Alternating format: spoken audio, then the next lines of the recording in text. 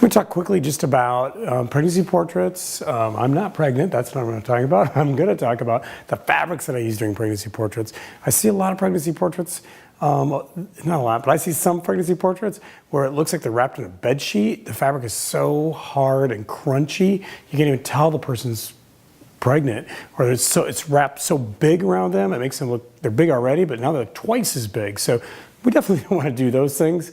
So we want it to be beautiful and subtle and use fabrics that are timeless, you know, that have a timeless quality about them. So I'm going to show you just a few of the ones that I like the most, okay?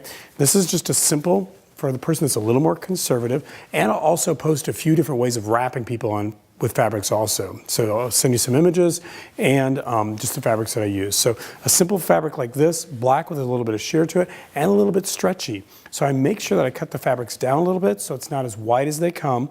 So I cut them down to maybe about 2 foot wide. So then when you bound them together, they're not as thick. So doing that. And then if you're going to use across the top, sometimes I'll cut this down to about 1 foot wide, 12 inches, and use that as a wrap across the top, but I'll actually tie it in the middle so it has a little bit of movement going on. So I'll show you different few ways of doing that. But here's one. This is also kind of stretchy, kind of like a Lycra material that, you know, that kind of stretches so you can conform and make it tighter. Here's another one that's a favorite of mine. This is probably one of my favorites.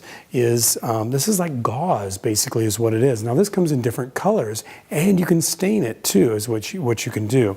It's sheer, but when you wrap it tightly like this, it's not only wraps very close and conforming to the body, but it also is easy to tie and wrap around and do that. It has a very artsy, very timeless look about it too. You can also thin it out, and the person that doesn't want to show their belly so much, you can just wrap maybe one layer around this of their belly because it's sheer, but yet wraps it very, very tightly. So this is a very timeless look.